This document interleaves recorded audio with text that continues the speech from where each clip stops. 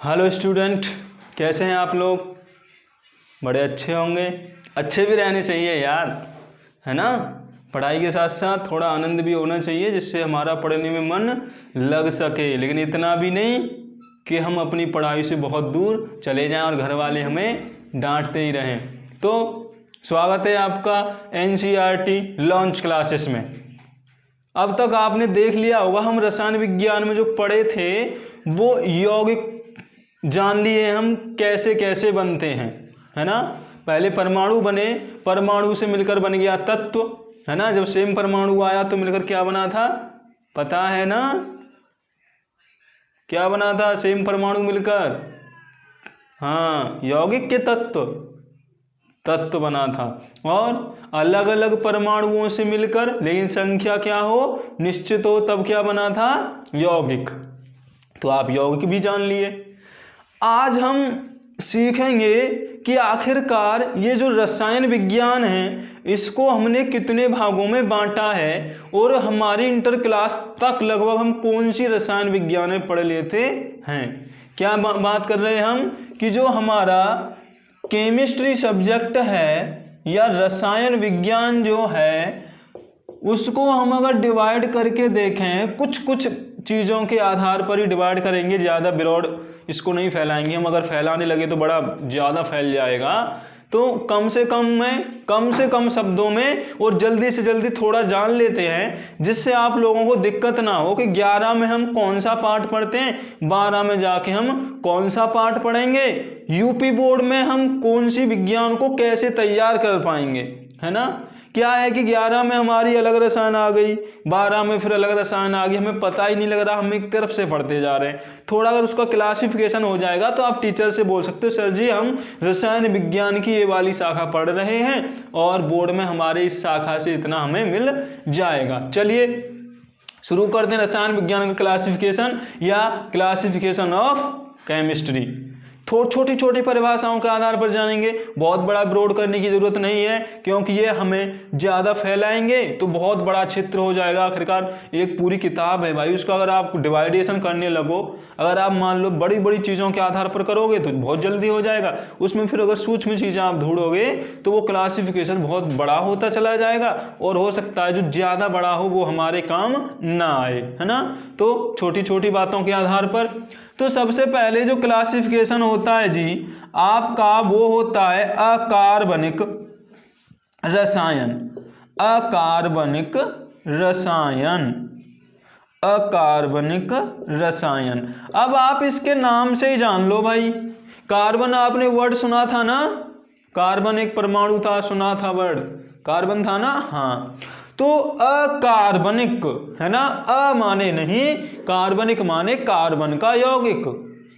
तो जिस रसायन में हम सभी यौगिकों का अध्ययन करते हैं कार्बनिक यौगिकों को छोड़कर, कार्बनिक यौगिकों को छोड़कर अन्य यौगिकों का, अन्य यौगिक का मतलब सल्फ्यूरिक अम्ल हो गया, फॉस्फीन हो गया, ओजोन हो गया, सोडियम हाइड्रोक्साइड हो गया, है ना, कास्टिक पोटाश हो गया, ब्लीचिंग पाउडर हो गया, ये जिसके अंतर्गत आती हैं पढ़ लेंगे आप। 11वीं विज्ञान में है आपके, जो मैंने अभी नाम बोले तो टेंशन ना लीजिए, थोड़ा आपको इंटर में भी मिलेगा, थोड़ा आपको 11th में भी मिलेगा, थोड़ा आप 9-10 में पढ़ के आए ही हो।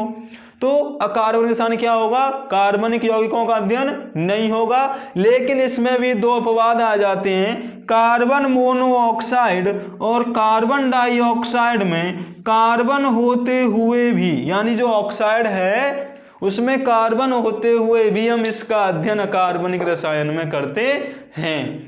तो ये तो भाई अपवाद है, रसायन विज्ञान तो हमारी अपवादों की श्रृंखला है। आपने पढ़ा था बोरबरी में अपवाद पढ़ लिया, आपबाऊ में अपवाद पढ़ लिया, तो अपवाद हमें पीछे छोड़ने वाले थोड़ा ही हैं। तो कार्बन मोनोऑक्साइड और कार्बन डाइऑक्साइड का अध्ययन हम अकार्बनिक रसायन में ही करते हैं। तो सभी यौगिकों का अध्ययन कार्बनिक यौगिकों को छोड़कर जिस रसायन के अंतर्गत किया जाता है उसे हम क्या बोलते हैं, अकार्बनिक रसायन। क्या बोलते हैं, अकार्बनिक रसायन। चलिए दूसरा भाग इसका जो आया, सीधा आ हटा दीजिए, कार्बनिक पढ़ लीजिए भाई, कार्बनिक रसायन। कार्बनिक रसायन को हम बोलते हैं जी ऑर्गेनिक केमिस्ट्री। कार्बनिक रसायन को क्या बोलते हैं? Organic chemistry. वर्ड याद रखना, क्योंकि हम अब कार्बनिक रसायन की जगह पर ऑर्गेनिक वर्ड का यूज करेंगे। और आपने बोला भी होगा, सुना भी होगा, अब तो आप खेती जब करते होंगे ऑर्गेनिक खाद डालो, है ना, बोलते हैं ना। अरे ये तो भाई आपने बहुत सारा पोटास फेल दिया। इनऑर्गेनिक ही तो होता है पोटास भरे यौगिक जो आपने डाल दी खेत में, उर्वरक सल्फर भरे यौगिक डाल दी। अब आप क्या कह रहे हो? ऑर्गेनिक बनाओ भाई, हरी खाद बनाओ। क्यों? क्योंकि इसमें कार्बन मिलेगा। तो जिस विज्ञान में हम कार्बनिक यौगिकों का अध्ययन करते हैं उसे हम बोलते हैं कार्बनिक रसायन। क्या बोलते हैं उसे? कार्बनिक रसायन। तो लेकिन अब आप कहोगे जी इसमें तो कार्बन मोनो, ये अपवाद हो गया कि हम इसमें CO और CO2 का अध्ययन नहीं करते। ये याद रखना, कार्बन मोनोऑक्साइड और कार्बन डाइऑक्साइड जो है वो आपका इनऑर्गेनिक यानी अकार्बनिक रसायन में उसका अध्ययन किया गया है। तो दो रसायन आपको मिल गई होंगी, एक तो इनऑर्गेनिक केमिस्ट्री और एक ऑर्गेनिक केमिस्ट्री, है ना। कुछ पार्ट 11th में, कुछ पार्ट 12th में पढ़ते रहेंगे। तीसरा जो पार्ट आया भाई आपका वो आया भौतिक रसायन का। किसका आया? भौतिक रसायन। अब इसको कैसे याद करें भाई भौतिक रसायन को? भौतिक रसायन का मतलब इसका इंग्लिश होता है फिजिकल केमिस्ट्री। वर्ड याद करिए, फिजिकल केमिस्ट्री। तो फिजिकल केमिस्ट्री का वर्ड याद हो गया। भौतिक रसायन क्या करेंगे? इसके अंतर्गत हम अभिक्रियाओं में परिवर्तन जो होते हैं या अभिक्रियाओं के सिद्धांत, किसके सिद्धांत? जो रिएक्शंस होती हैं। रिएक्शन कैसे? मान लीजिए आपको नाइट्रोजन और हाइड्रोजन से अमोनिया बनानी है, तो इसको क्या करनी पड़ेगी? एक क्रियाविधि करानी पड़ेगी। तो उनका जो सिद्धांत आप जिस रसायन में पढ़ते हो वो कहलाती है भौतिक रसायन। यानी रासायनिक अभिक्रियाओं के सिद्धांत का अध्ययन जिस विज्ञान में किया जाता है उसे भौतिक रसायन बोलते हैं। कभी आपने उत्प्रेरक वर्ड सुना था ना? उत्प्रेरक, है ना। तो उत्प्रेरक क्या करेगा? वो अभिक्रिया के वेग को बढ़ाएगा अथवा घटाएगा। तो ये परिवर्तन जिस हम विज्ञान में पढ़ेंगे वो क्या कहलाएगी? भौतिक रसायन। यानी भौतिक रसायन का मतलब फिजिकल केमिस्ट्री। तो इनऑर्गेनिक हो गया, ऑर्गेनिक हो गया और भौतिक रसायन हो गया। तीन विज्ञान श्योरली है आपको पढ़ने मिलेंगे 12th में ही। ज़्यादा दूर जाने जरूरत नहीं पड़ेगी आपको, बहुत बड़ी आगे जाने की जरूरत नहीं पड़ेगी। छोटे छोटी लाइनों में आप इनकी डेफिनेशन समझते जाइए। बता देना इनऑर्गेनिक क्या है, ऑर्गेनिक क्या है और फिजिकल केमिस्ट्री क्या है। मैं जब इन वर्डों को यूज करूंगा आपको पढ़ाते हुए, इंपॉर्टेंट क्लास लेते हुए, तो आप भूल मत जाना। स्पेशली इंटर वालों को बोल रहा हूँ भाई, जो इंटर बोर्ड देने वाले हैं। चौथा नंबर आ रहा है आपका जी जैव रसायन का, बायो केमिस्ट्री। बायो बहुत सुने होंगे, है ना। जैव रसायन, जैव रसायन क्या है? जैव रसायन का इंग्लिश होता है बायो केमिस्ट्री। बायो केमिस्ट्री का मतलब होता है कि जीव जंतुओं में होने वाले जो परिवर्तन होते हैं, रासायनिक अभिक्रियाएं होती हैं, उसका जिस विज्ञान में अध्ययन किया जाता है। यानी रसायन विज्ञान की वह शाखा जिसमें जीव जंतुओं में होने वाली रासायनिक अभिक्रियाओं, प्रवृत्तियों का अध्ययन किया जाता है, उसे हम जैव रसायन बोलते हैं। उसे क्या बोलते हैं हम? जैव रसायन या बायो केमिस्ट्री।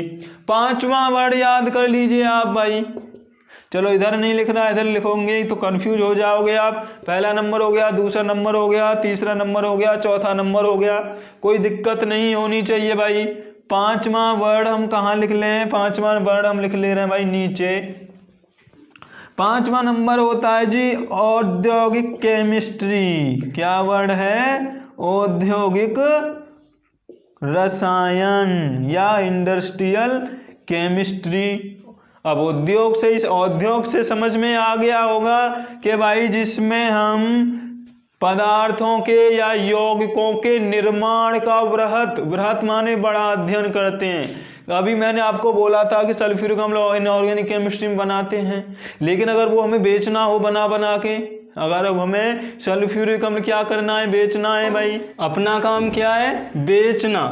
तो बेचने के लिए अब हमें वो ज़्यादा मात्रा में बनाना पड़ेगा, है ना, तभी तो हम किसी चीज़ को बेच पाएंगे, तभी तो हम उद्योग कर पाएंगे।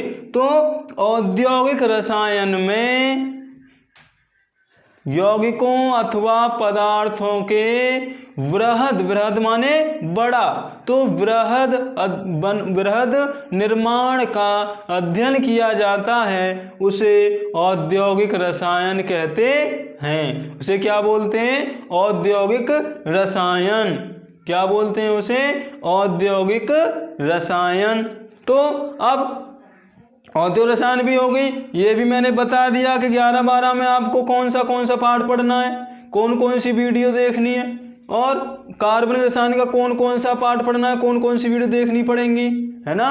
तो वीडियो देखने के लिए, वीडियो आपके पास आए, आपको पता चल जाए, उसके लिए हमारे चैनल NCERT लॉन्च क्लासेस को सब्सक्राइब कर दीजिए और बेल को दबा दीजिए, जिससे क्या होगा कि जैसे ही हमारी वीडियो अपलोड होगी उसका नोटिफिकेशन आपके पास पहुंच जाएगा और तुरंत ही आप उस वीडियो को देख लेंगे। तो आगे की वीडियो में हम इनऑर्गेनिक का पार्ट अलग पढ़ेंगे और ऑर्गेनिक का पार्ट अलग पढ़ेंगे, ठीक है। तो चैनल को सब्सक्राइब जरूर करना, अगर भूल गए तो ये वीडियो भी पता नहीं आपके पास पहुंची या ना पहुंची, तो उसके लिए हमारे चैनल को सब्सक्राइब कर दीजिए और बेल को दबा दीजिए और बिल्कुल रेडी रहिए आगे की वीडियो देखने और पढ़ने और समझने के लिए। और पीछे जो वीडियो डाली गई हैं वहाँ भी देख लीजिए कि यौगिक कैसे बने, परमाणु कैसे बना और कैसे आपने जाना हुंडोरा-बाउ का नियम क्या था, ठीक है, ठीक।